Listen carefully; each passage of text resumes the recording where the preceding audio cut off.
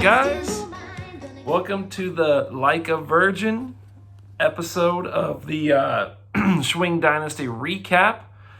Mark, like a virgin, came into this game untouched, undefeated, playing against yours truly. And, well, let's just say from now on, like a virgin is the best he will be able to say. So, we both came into this game undefeated at 2-0. He had the lineup of Seahawks in a favorable matchup, and for the most part, they did not disappoint. But I took him down 202 to 182. I had the second highest points on the week and took down Mr. Like a Virgin, Mark Virgin. So there's just too many Seahawks in this game. There's too many Seahawks. Honestly, Mark, I'm talking to you now, brother. That you have too many Seahawks. There's no way all of your players can put together a complete week when there's this many of them from the same team. It's just impossible. You're going to have one of them's going to miss, and even if the others are amazing, you're just going to have too many. You're just always going to have a miss in that one. So I got the win. I came through. I'm going MVP in this game was Keenan Allen, 30 some odd points, 34 points, I believe. I didn't write down my own players' points. And I got the victory over Mark. I go to 3-0. This is a shaky 3-0. This is not a 3-0 that I feel comfortable with. Like I'm the best in the league, as we'll see when we get to the points scored portion of the show later. But for now, I'm living life 3-0 still. I told you guys I was 3-0 in all of my leagues combined, 6-0 in all of my leagues combined at the start of this week. I've dealt with some major injuries, and now I'm at, I went 2-1 this week, so I'm at 8-1. So I'm still living, still playing the game, okay? But like a virgin goes down, like a virgin. All right.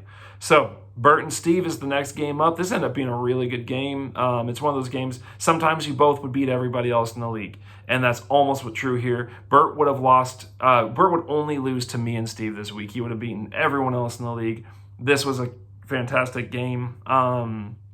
But Steve gets the win on the backs of his MVP, Austin Eckler, who I'm giving it to in this game. I got both of those games wrong in my predictions too. So I went, I think I went 2-3 this week. So I am now sitting at 7-8 for my predictions. Much worse than last year. Much worse than last year. So trying to do better on that. Got to do better on that. Sometimes you'd beat everyone else in the league and you just run into the high score of the week, and that's what happened here with Bert. He ran into Lucas with the high score of the week and lost 190 to 207. That's brutal, but it is the way the game is played, and you run into someone who just has a great week. So moving on, a game that I knew it would be competitive. Based on the predictions, I think it was just higher scoring than I thought. This was Phil versus Lucas. I call for the upset in this. I call for Lucas to beat the projections and win, and he did. It was 180 for Lucas to 170 for Phil. I said Phil would only be beating teams right now who score low points, and Lucas put up just enough to not do that. Phil's team was basically Phil would have only beaten Adam and JD this week, so he needed Lucas to be lower on the points. Lucas would have only beaten Phil, Adam, JD, and Sean this week. So he got the win, though. He did get the win. Congratulations to Lucas. He needed that win. For Phil, it was Kamara and kind of bleh, other than maybe Michael Gallup. All right. And they lose to James Robinson, the MVP of this game.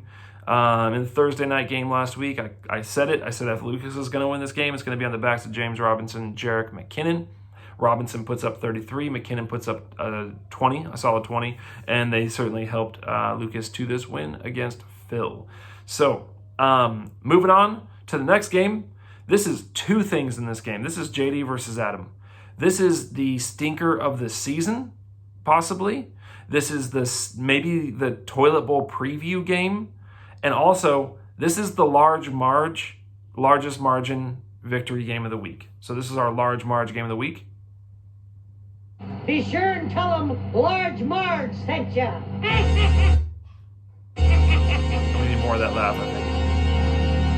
All right, so that's the large so dumb. That's the large margin of defeat. It was Adam with 139 taking down the colossus, the machine that is JD's team at 105 points. Last week JD had 120. This week 105. You look at this roster and it's just unfathomable that they could score so few points. I mean, when you look at a few years ago, if you knew what Lamar Jackson was right now, and then Todd Gurley and Melvin Gordon, for him to be scoring like this is just it's unbelievable. But yeah, I think this is the stinker game of the season possibly right here, and definitely a possible toilet bowl preview. And Adam wins on the back of his MVP. Now I'm talking a little, speaking like an Arabic person here with the B's in there. It'd be MBB. Adam wins on the back of his MVP, James Conner, at 29.4 points. Drew Brees did get 29.5, but let's face it, I think it's a bigger deal that James Conner got 29.4, and that gave Adam the win in the Stinker Bowl this week. So, and the large marge victory of defeat. All right, game of the week time. It was Daryl v. Sean. It was a high projection game. Once again, I believe Sean did not hit his projections. I'd have to look that up again. But I think, or maybe they both slight went over. I'd have to look. I feel like neither of them hit their projections, though. Daryl wins this one, 186 to 178. And there, you don't need to talk about anything other than the MVP of this game, which was Patrick Mahomes. His Monday night rally was absolutely insane. It looked like Sean had a really good chance of winning this game, and then a few things combined. Patrick Mahomes goes off, Tyreek Hill gets just enough, and Mark Andrews drops a touchdown pass, and just a complete letdown on the Mark Andrews front that could have all he needed was a 10-point game, and actually Sean still might have lost by one there. I think he needed an 11 or 12-point game. But as we're going to see in the breakdown of positions this week, not a good week for tight ends in general. So let's jump into that. The QB MVP this week goes to, without a doubt, Patrick Mahomes, 49 points. The running back MVP for this week is Alvin Kamara. The wide receiver MVP, and you guys can see all this in the weekly report, but I like to bring it up anyways. The wide receiver MVP is Tyler Lockett with 37 points. And yeah, the tight end MVP, Travis Kelce, for 14.7 points. That is only 0.7 points higher than the kicker MVP, Matt Prater, at 14 points. So tough week. We've seen Darren Waller and Jonnu Smith go over 20. I think we had a big Noah Fant week at one point. A little shocking that the highest points is 14.7 for a tight end. Not shocking that it's Travis Kelce, but helping Steve to that win there. All right, then the defensive MVP, Tampa Bay for Phil at 19.84 points, outscoring both the kicker and the tight end of the week. The overall week MVP, Patrick Mahomes. Congratulations, Daryl, on your come from behind. Sean is just never going to want to watch Monday Night Football again. This is getting brutal. 2 weeks in a row. Last week, losing by like 1 point on Alvin Kamara's epic comeback for Phil. And now to watch Patrick Mahomes just destroying Lamar Jackson's soul on national TV and really destroying Sean's team, and then putting a pretty clear gauntlet down that Kansas City is going back to the Super Bowl. Who come beat them, basically.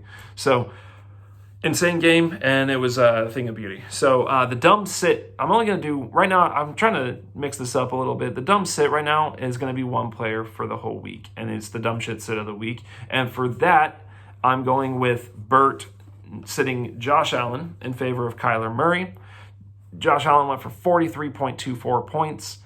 Kyler was just around 29. He would have beaten Steve with that. No, he would not have beaten Steve.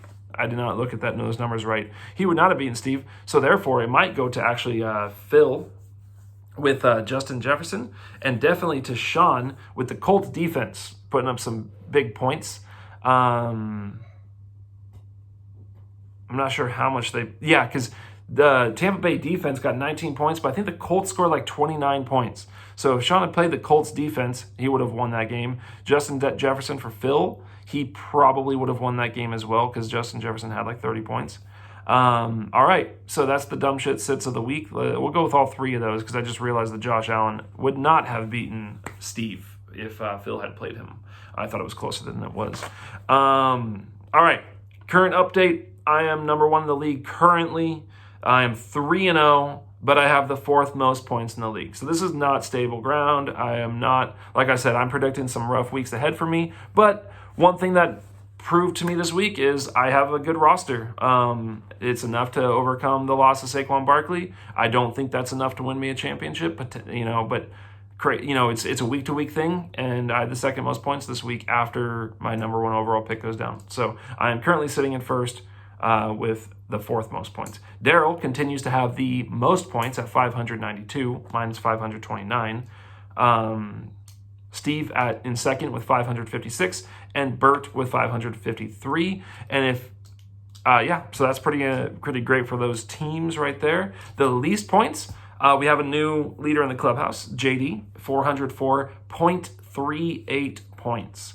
So if you're keeping score at home, JD has 188 less points than Daryl. How the hell is that possible? Oh my God. 3 weeks in, JD and Adam has 404.82. So they have 188 points less than Daryl at this point in the season. Unbelievable, especially since Adam is 2-1. And we'll get to why that is.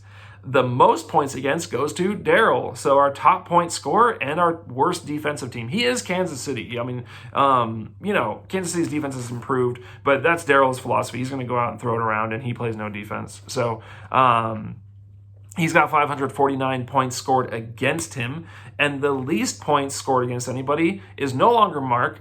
So Mark gets to thank me for scoring a lot of points against him, and JD for scoring no points against our new least points in the league, which is Adam at 433 points. So Adam and JD have scored 188 points less than, I gotta make sure that just seems impossible, but it's true. 188 points less than Steve, and Adam has had 136 or 433. So 116 points less scored against him than Daryl has had. So that's it, you guys. I'm going to let a little I'm Like a Virgin take you guys out today. We've got a quick preview show tomorrow. And thank you guys for tuning in. And thank you, Mark, for letting me do what I did to you, man. Popping that. So not a virgin anymore.